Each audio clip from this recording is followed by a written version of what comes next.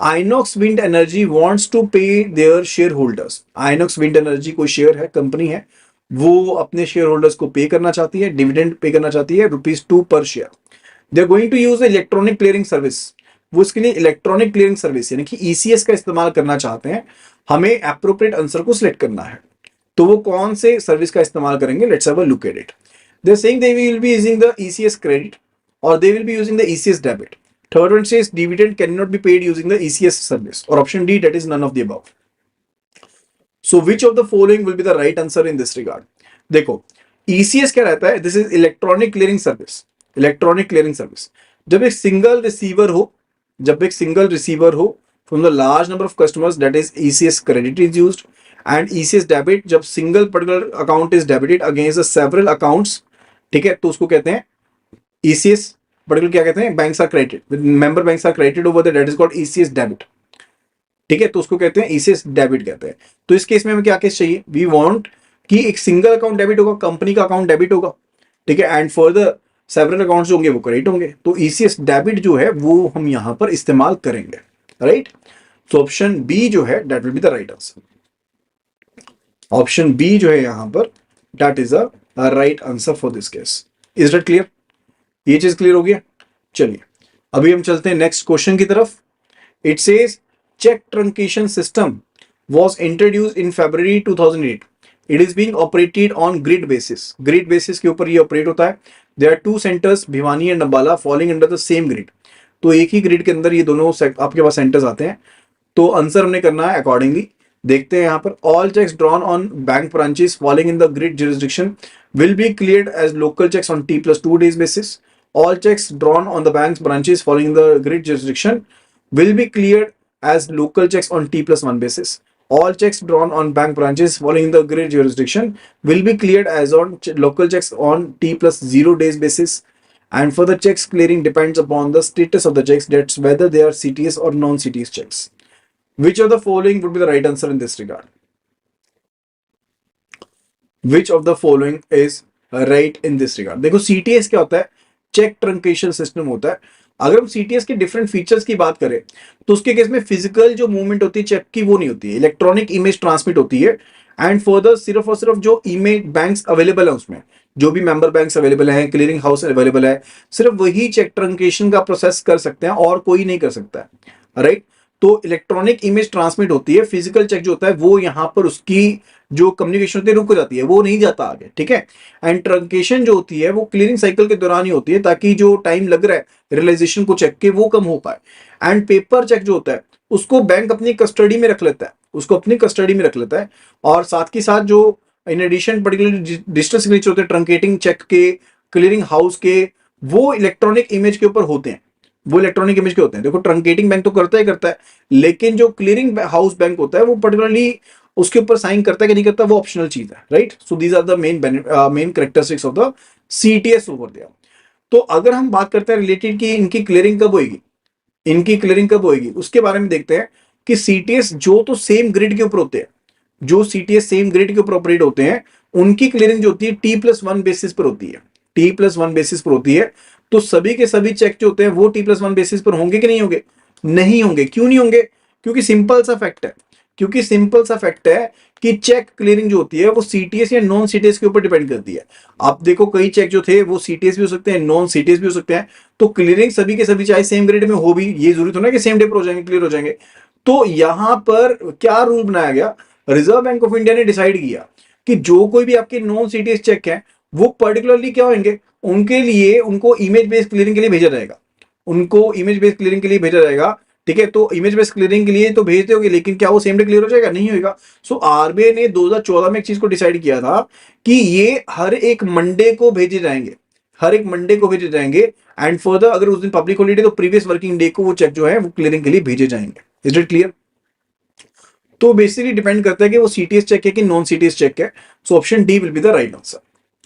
Next question पे चलते हैं। Which of the following related to the approach to CTS is not matched correctly? CTS को लेकर के, अप्रोच को लेकर के कौन सी चीज करेक्ट नहीं है उसके बारे में बताना है। CTS is operated on grid basis dividing the country into 3 grids. तो कहते हैं कि सीटीएस जो है वो ग्रिड बेसिस के ऊपर काम करता है, इसने हमारी कंट्री को 3 ग्रिड्स में डिवाइड कर दी है। And it says it is true, right. And further it says member banks, सब मेंबर बैंक्स, सिस्टम पार्टिसिपेंट्स और 3 participants in CTS clear.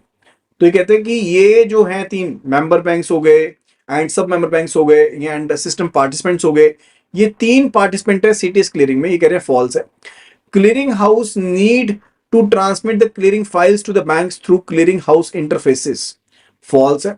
Banks uses an interface for sending the clearing called data exchange modules, false है। तो हमने बताना कि कौन सा correctly matched नहीं है, उसके बारे में हमने बताना है। Let's have a look at it. देखो सीटीएस ग्रिड बेसिस पर ऑपरेट करता है, बिल्कुल सही। कंट्री को टोटल 3 ग्रिड में बांटता है, बिल्कुल सही है। तो ये तो सही है। मेंबर बैंक, सब member bank and system participant, ये कहता है कि 3 पार्टिसिपेंट है, जबकि ये 3 पार्टिसिपेंट नहीं होते हैं। 3 पार्टिसिपेंट कौन कौन से होते हैं? एक तो होते हैं मेंबर बैंक, सही है। दूसरे होते हैं सब मेंबर बैंक, ये भी सही है। तीसरे होते हैं इनडायरेक्ट मेंबर्स, तीसरे होते हैं इनडायरेक्ट मेंबर्स, ठीक है जी। यानी कि आप यहां पर अपना खुद का अकाउंट भी मेंटेन करते हो, लेकिन आप मेंबर बैंक के थ्रू डाटा भेजते हो, that is called the indirect members over there, right. तो वो होते हैं, ये नहीं होते। तो ये भी स्टेटमेंट हमारी ट्रू होगी, क्योंकि ये फॉल्स का गया, बिल्कुल सही है, फॉल्स है। तो फिर है clearing house need to transmit the clearing files to the banks through the clearing house interfaces, ये भी गलत है। क्यों गलत है? ये वाली चीज क्यों गलत है? देखो, बैंक को ट्रांसमिट करनी पड़ती है, bank needs to transmit the clearing file. Clearing house हो ना भेजेगा क्लियरिंग फाइल को, बैंक भेजेगा क्लियरिंग फाइल को, बैंक भेजेगा क्लियरिंग फाइल को, जिसमें स्कैन कॉपी होगी आपकी चेक की और डाटा होगा, वो क्लियरिंग हाउस के पास जाएगा, क्लियरिंग हाउस इंटरफेस के थ्रू, क्लियरिंग हाउस इंटरफेस के थ्रू। तो दिस इज एक्चुअली फॉल्स, ये बिल्कुल करेक्टली मैच्ड है, ये भी करेक्टली मैच्ड है। Fourth one, it says banks uses an interface for sending the clearing called data exchange modules. तो उसको क्लियरिंग हाउस इंटरफेस भी कहते हैं, इसको सीएचआई भी कहते हैं, और इसको डीईएम भी कहते हैं, यानी कि डाटा एक्सचेंज मॉड्यूल भी कहते हैं। तो दोनों ही करेक्ट होते हैं। तो ये जबकि फॉल्स कही है, this is not matching correctly, so option D over here will be the right answer. Is that clear? So option D जो रहेगा यहां पर, that will be the right answer in this regard. Okay, चलिए अब आगे चलते हैं। Related to question number 4, it says which of the following related to CTS is matched correctly. तो कौन सी चीजें यहां पर करेक्टली मैच्ड है? Let's have a look at it. CTS in India uses a combination of black and white and coloured images. तो क्या coloured image use होती है सीटीएस में? इतना भी अमीर प्रोसेस नहीं है ये, ठीक है। तो ये तो गलत है, ठीक है, ये तो गलत हो गया। 4 images need to be taken, तो क्या 4 इमेजेस होती हैं? सीटीएस अगर आप लोग यूज कर रहे हो बैंक में, तो आपको पता होगा कि सीटीएस के केस में कितनी इमेजेस होती हैं। There are actually 3 images. अगर हम सीटीएस इमेजेस की बात करते हैं, actually there are 3 images, not the 4 images. तो ये तो यहीं पे गलत हो गया। ये कह रहे हैं कि फ्रंट कलर, ये तो फ्रंट कलर तो होता ही नहीं है। फ्रंट ग्रे स्केल होता है, फ्रंट ब्लैक एंड व्हाइट होता है, और ब्लैक बैक का ब्लैक एंड व्हाइट होता है, ठीक है। तो ये कह रहे हैं कि ये फॉल्स है, ये फॉल्स है, दैट इज एब्सोल्युटली करेक्ट। तो स्टेटमेंट तो गलत है, लेकिन फॉल्स है, तो ये करेक्टली मैच कर रही है, तो ये तो सही होगी। Further, reconfirming the key details of large value cheques is called positive पे सिस्टम। तो अगर आप बड़े चेक के लिए रिकन्फर्म करते हैं डिटेल्स को, तो क्या उसको पॉजिटिव पे सिस्टम कहते हैं? ट्रू। जबकि उसको फॉल्स कहेगा, this is not matching correctly, उसको पॉजिटिव पे सिस्टम ही कहते हैं ना, that is true, but is not matching correctly over there. Fourth one, collecting bank has to digitally sign the images. तो कलेक्टिंग बैंक को थोड़ी ना करनी पड़ती है। देखो, जो कलेक्टिंग बैंक होता है, क्या वो साइन करता है? क्या वो डिजिटली साइन करता है? जो कलेक्टिंग बैंक होता है, क्या वो डिजिटली साइन करता है? तो कलेक्टिंग बैंक साइन नहीं करता है भाई, ठीक है। तो अगर यहां पर कलेक्टिंग बैंक साइन करने लग गया, फिर तो पंगा पड़ जाएगा। यहां पर जो पेइंग बैंक होता है, वो साइन करता है, यानी कि जो पर्टिकुलर पेइंग बैंक होता है, वो साइन करता है डिजिटली इमेजेस को। कंफर्म कर दो जल्दी से, kindly do confirm over here at the earliest, कि डिजिटली अगर हम साइन की बात करें, ट्रंकेटिंग बैंक करता है, ट्रंकेटिंग बैंक करता है, एंड प्रेजेंटिंग बैंक करता है। कौन करता है? प्रेजेंटिंग बैंक करता है। कलेक्टिंग बैंक जो होता है, क्या वो साइन करता है? प्रेजेंटिंग बैंक करता है, कलेक्टिंग बैंक करता है। Is it the same thing or not? अगर हम कलेक्टिंग बैंक की बात कर रहे हैं, या फिर हम प्रेजेंटिंग बैंक की बात कर रहे हैं, is it the same thing or not? तो presenting bank, collecting bank same ही तो रहेगा। तो ये स्टेटमेंट जो है, that's actually true over there, right. तो जब ओरिजिनल ट्रंकेशन जब की जाती है, उसी टाइम पर ये डिजिटली साइन करता है, उस टाइम पर ये डिजिटली साइन करता है। So this is also matching. तो ये स्टेटमेंट भी यहां पर करेक्ट है, this is true over there. तो यहां पर आंसर जो है हमारा क्लैश हो गया, बी एंड डी दोनों ही हमारा आंसर है। तो हम यहां पर एक और ऑप्शन साथ में लिख देते हैं, ताकि कंफ्यूजन पैदा ना हो। That is B and D both are correct, B and D both are correct over here, right. चलिए नेक्स्ट क्वेश्चन पे चलते हैं। It says Raju received a cheque from Baburao. Raju को एक चेक मिलता है बाबूराव से and deposit the same with his bank on dated 15th of April 2024।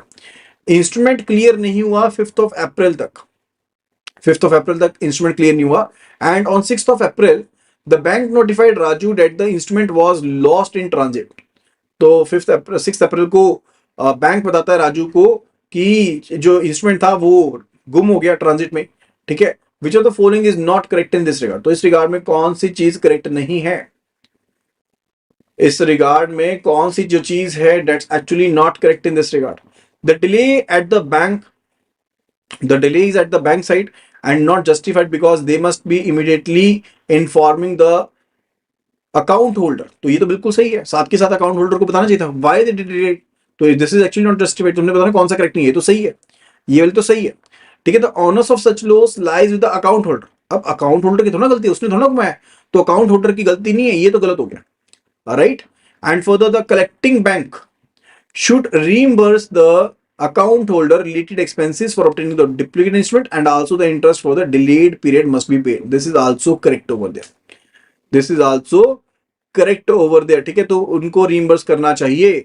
तो आंसर क्या रहेगा, answer is option B, option B, because हमने ये देखना था कि कौन सी यहां पर करेक्ट नहीं है statement. So option B over here will be the right answer in this regard. Is that clear, ये चीज क्लियर होगी है। So that will be all actually related to these case study for this particular video। I hope कि आपको ये video पसंद आई होगी and आपने बहुत से कंसेप्ट्स इस वीडियो में सीखे भी होंगे। So we are trying our best so as to make the concepts easier for you so that you can be learning them in a very good manner।